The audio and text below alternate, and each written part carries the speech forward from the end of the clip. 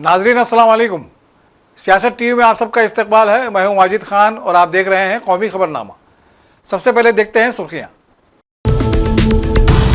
वजीर आजम ने कश्मीर के सोनमर्ग में जैद मोटर टनल का किया इफ्तिताह। रियासत की तरक्की के लिए मजीद इक़दाम का किया अहद। शाही स्नान के साथ ही महाकुंभ का आगाज। 40 दिन तक जारी रहेगा महाकुंभ। करोड़ों अकीदतमंदों की शिरकत मुतवक्को। कश्मीर में सरगर्म 80% से ज्यादा पाकिस्तानी मिलिटेंट्स को मार गिराया गया है। फौजी सरबराह का बयान। कहा, दहशतगर्दी के मुकम्मल सफाये तक जारी रहेंगी फौज की सरगर्मियां। दिल्ली इंतखाबात के बीच बीजेपी और आम आदमी पार्टी के माबैन लफ्जी झड़प तेज। बाहर के लोगों को वोटर शनाख्ती कार्ड फराहम करने का एक दूसरे पर लगाया इल्जाम।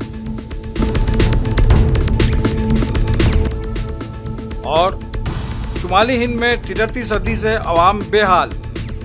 घने कोहरे के बायस रेल और हवाई खिदमात शदीद मुतासिर।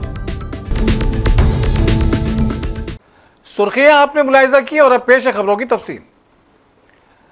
वजीर आजम नरेंद्र मोदी ने वस्ती कश्मीर के जिला गांदरबल के सोनमर्ग में 6.5 किलोमीटर तवील जेड मोटर टनल का इफ्तिताह किया। इस मौके पर सड़क ट्रांसपोर्ट और शाहराहों के मरकजी वजीर नितिन गडकरी, लेफ्टिनेंट गवर्नर मनोज सिन्हा, वजीर आला उमर अब्दुल्ला और मरकजी वजीर डॉक्टर जितेंद्र सिंह भी इफ्तिताही तकरीब में मौजूद थे। टनल के इफ्तिताह के बाद वजीर आजम ने नक्शों के जरिए इस सुरंग और इसके तामीराती काम का जायजा लिया। हुकाम के मुताबिक 2700 करोड़ रुपयों की लागत से तैयार 6.5 किलोमीटर तवील जैड मोटर टनल से श्रीनगर से सोनमर्ग तक साल भर बिला ताअत्तुल राबता कायम रहेगा और इसके अलावा मुकामी तिजारत और सयाहत को भी फ़रोग़ मिलेगा। उन्होंने कहा कि यह टनल श्रीनगर और लेह के दरमियान सफ़र के वक्त में कमी का बायस बन जाएगी और इससे ताजिरों को और ग्लेशियर तक बेहतर रसाई और सिंध दरिया पर वाइट वाटर राफ्टिंग की सहूलत फराहम होगी। इनका कहना है कि यह टनल स्ट्रेटेजिक लिहाज से एक अहम मंसूबा है जो साल भर हर मौसम में राबता फराहम करेगा। वज़ीर आज़म के दौरे के पेश नज़र श्रीनगर समेत वादी में सिक्योरिटी के सख्त इंतजामात किए गए हैं।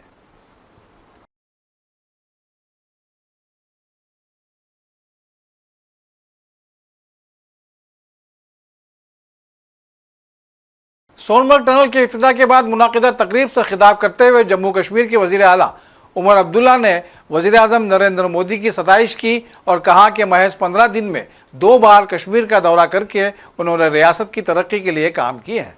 उनका कहना था कि अगर कश्मीर तरक्की याफ्ता होता है तो दिल्ली और कश्मीर के माबैन कदूरत और सदमोहरी गर्मजोशी में बदल जाएगी। कुर्बानियां मांगी जाएंगी, लेकिन वज़ीर आज़म साहब, आपका आज यहां मौजूद होना इस टनल के इनॉग्रेशन के प्रोग्राम पे, ये इस बात की गवाही है कि वो लोग जो ये हमले करते हैं, वो लोग जो इस मुल्क की बेहतरी नहीं चाहते, वो लोग जो जम्मू कश्मीर में तरक्की, अमन, जमहूरियत को कायम होते हुए नहीं देखना चाहते, वो कभी भी कामयाब नहीं हो सकते। उनको हमेशा यहां हार का सामना करना पड़ेगा। उनको हमेशा हम यहां से हरा के वापस भेजेंगे और इस मुल्क को और जम्मू कश्मीर को और जम्मू कश्मीर की जमहूरियत को हम कभी यहां नुकसान होते हुए जो है वो नहीं देखेंगे। जम्मू कश्मीर के लोग आज इस बात से बहुत ही ज्यादा मुतमईन हैं कि ये टनल का शुभारंभ आपके हाथों हुआ। ये शायद मेरी खुशकिस्मती है कि जब इस टनल के लिए फाउंडेशन स्टोन संगे बुनियाद रखा गया, तब भी वजीर आला की हैसियत से मैंने उस प्रोग्राम में हिस्सा लिया। बॉर्डर रोड्स का प्रोग्राम था 2012 का। तब से एक लंबा अरसा बीता, बड़े वजूहात थे, बहुत मुश्किलात सामने आई, प्रोजेक्ट शुरू हो नहीं पाया, लेकिन फिर आपके हाथों और जनाब नितिन गडकरी साहब के हाथों पिछले कुछ सालों में इस प्रोजेक्ट में तेजी आई और आज ये सोनमर्ग का टनल, जिसको इससे पहले जोजिला ये जेडमोर टनल के नाम से जाना जाता था, अब सोनमर्ग टनल के नाम से जाना जाता है। आज इसकी शुरुआत हुई। इस टनल का यहाँ के लोगों को बहुत अरसे से इंतजार था। इस टनल के वजह से अब लोगों को सोनमर्ग छोड़ के निचले इलाकों में सर्दियों में आने की जरूरत नहीं पड़ेगी। साल के 12 महीने यहाँ टूरिज्म होगा। एक विंटर टूरिज्म के डेस्टिनेशन के तौर पे हम सोनमर्ग को डेवलप कर पाएंगे और इसके साथ साथ जो जोजिला टनल का प्रोजेक्ट चल रहा है उसमें भी हम तेजी लाने में कामयाब होंगे। वजीर आजम साहब, आपकी कोशिशों के यूपी के प्रयागराज में संगम पर मुनाकिद होने वाला महाकुंभ आज पौष पूर्णिमा के मौके पर पहले बड़े स्नान की रस्म के साथ शुरू हो गया। गंगा, जमुना और सरस्वती के संगम पर मुनाकिद होने वाले महाकुंभ में अगले 45 दिनों के दौरान मुल्क और बैरून मुल्क से अकीदतमंद शिरकत कर रहे हैं। महाकुंभ हर 12 साल बाद मुनाकिद किया जाता है, इसीलिए उत्तर प्रदेश हुकूमत को यकीन है कि इस बार महाकुंभ में 10 करोड़ अकीदत आएंगे। एक अंदाजे के मुताबिक महाकुंभ के बाज़ाब्ता आगाज से 2 दिन पहले 11 जनवरी को रिकॉर्ड 5 लाख लोगों ने संगम में डुबकी ली। महाकुंभ के पेश नज़र सिक्योरिटी के वसी तर इंतजाम किए गए हैं, जबकि यहाँ हर किस्म की सहूलत फराहम करने के लिए सरकारी मशीनरी रात दिन मुस्तैदी से काम कर रही है। कांग्रेस सदर मल्लिकार्जुन खड़गे, साबिक सदर राहुल गांधी और party general secretary Priyanka Gandhi ने लोहरी पर हम वतनों को मुबारकबाद दी है। खड़गे ने कहा, लोहरी के पुरमसरत त्यौहार पर तमाम हम वतनों को दिल की गहराइयों से मुबारकबाद। हमारे किसानों की अनथक मेहनत के बाद फसल की कटाई को खुशी से मनाने वाला यह त्यौहार खुशहाली की अलामत है। मुझे उम्मीद है कि यह त्यौहार आप सबकी ज़िंदगियों में बेपनाह खुशियाँ लाए। राहुल गांधी ने कहा, आप सबको लोहरी की बहुत बहुत मुबारकबाद। मुझे उम्मीद है कि यह त्यौहार आपकी ज़िंदगी में खुशी, अमन और खुशहाली लाए। बीजेपी और आम आदमी पार्टी के बीच तल्ख कलामी अपने उरूज पर पहुंच गई है। दिल्ली में इंतखाबी तारीखों के ऐलान के साथ ही दोनों पार्टियों ने नकली वोटर कार्ड्स को लेकर एक दूसरे को इल्ज़ाम देना शुरू कर दिया है। केजरीवाल का इल्ज़ाम है कि बीजेपी ने यूपी, बिहार से हज़ारों लोगों को दिल्ली बुलाया है और उन्हें फर्जी वोटर शनाख्ती कार्ड्स फराहम किए जा रहे हैं। अमित शाह ने दावा किया कि महाराष्ट्र के बाद अब दिल्ली में भी बीजेपी भारी अक्सरियत से कामयाबी हासिल करेगी।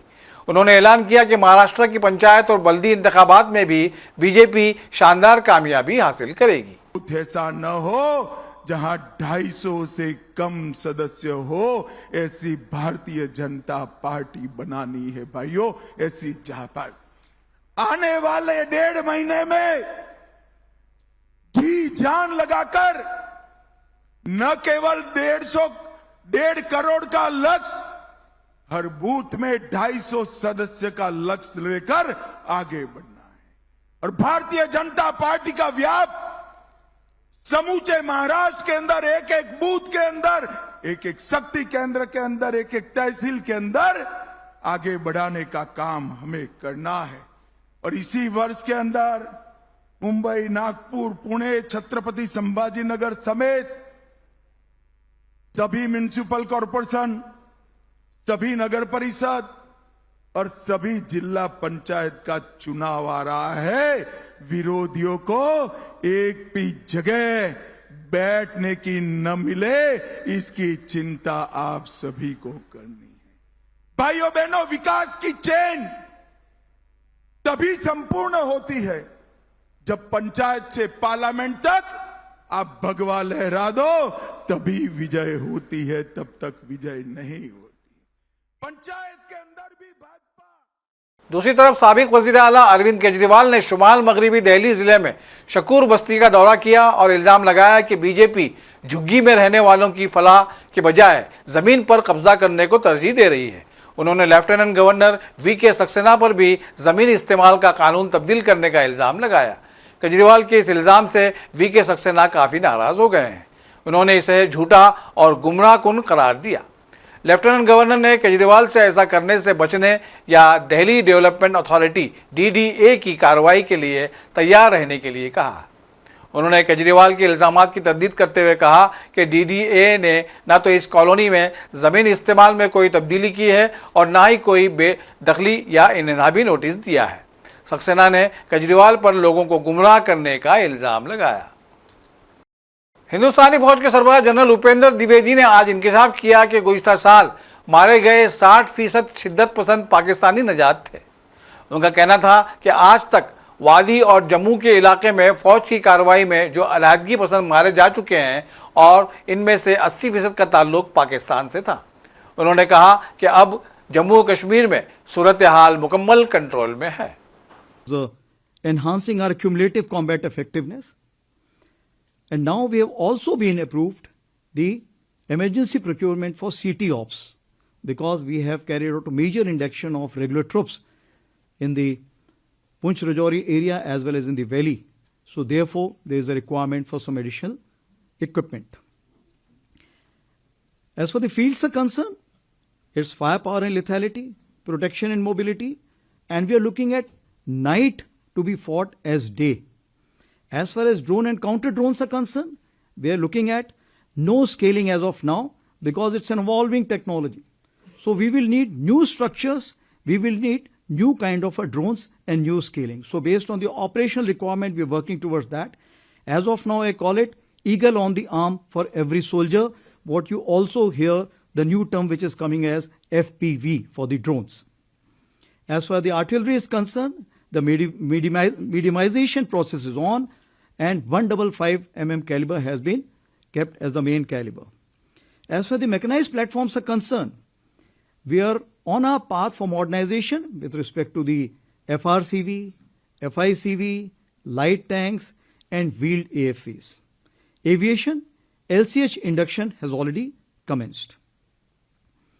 As regards the loiter and precision munition is concerned, I must give the credit to the domestic industry that which was a far-sighted thing is now seeing the light of the day, and we are able to kind of orders from the Indian industry developers. I will also cover the technology infusion here. As I told you that Year of Technology Absorption 24-25, both years have been given the same name. So what are we looking for in this? Firstly, we are looking for that upgrade en masse the human resource, including the tactical commanders to become the techno commanders, because they are the decision makers. And if the decision maker is alive to the technology, the technical people will be finding it more easier to sail through. As far as our MTech is also concerned, that has increased by 30%.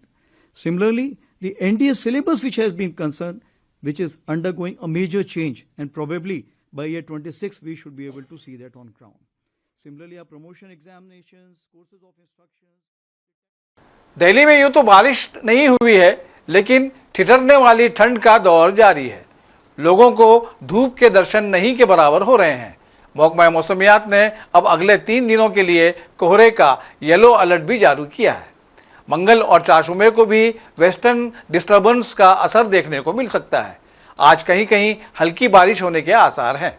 वहीं उत्तर प्रदेश के लखनऊ समेत कुछ जिलों में देर रात और सुबह में घने कोहरे के लिए वार्निंग जारी की गई है, जबकि कोहरे के बायस दिल्ली और यूपी में रेल और हवाई खिदमात बुरी तरह मुतासिर हुई हैं।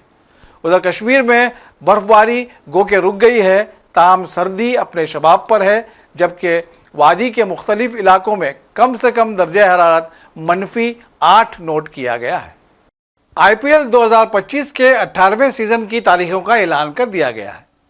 IPL के अगले सीजन का फैसला BCCI की खुसूसी जनरल मीटिंग में लिया गया है। Board of control for cricket in India के नायब सदर राजीव शुक्ला ने इत्तला दी कि IPL 2025 के सीजन का आगाज 23 मार्च से होगा। मुकम्मल शेड्यूल जारी नहीं किया गया है और ना ही इस बात की जानकारी दी गई है कि सीजन का पहला मैच किन 2 टीमों के दरमियान खेला जाएगा। ताहम उन्होंने कहा कि जल्द ही तफसीली शेड्यूल भी जारी कर दिया जाएगा। और आखिर में सुर्खियों पर एक और नजर। वज़ीर-ए-आज़म ने कश्मीर के सोनमर्ग में ज़ैद मोटर टनल का किया इफ्तिताह। रियासत की तरक्की के लिए मजीद इक़दामात का किया अहद। शाही स्नान के साथ ही महाकुंभ का आगाज। 40 दिन तक जारी रहेगा महाकुंभ। करोड़ों अकीदतमंदों की शिरकत मुतवक्को। कश्मीर में सरगर्म 80% से ज्यादा पाकिस्तानी मिलिटेंट्स को मार गिराया गया है। फौजी सरबराह का बयान, कहा दहशतगर्दी के मुकम्मल सफाये तक जारी रहेंगी फौज की सरगर्मियां। दिल्ली इंतखाबात के बीच बीजेपी और आम आदमी पार्टी के माबैन लफ्जी झड़प तेज। बाहर के लोगों को वोटर शनाख्ती कार्ड फराहम करने का एक दूसरे पर लगाया इल्जाम। और शुमाली हिंद में ठिठुरती सर्दी से अवाम बेहाल। घने कोहरे के बायस रेल और हवाई खिदमत शदीद मुतासिर। इसी के साथ कौमी खबरनामा यहीं अपने इख्तिताम को पहुंचता है। सियासत की पूरी टीम के साथ वाजिद खान को दीजिए इजाज़त। अल्लाह हाफिज़।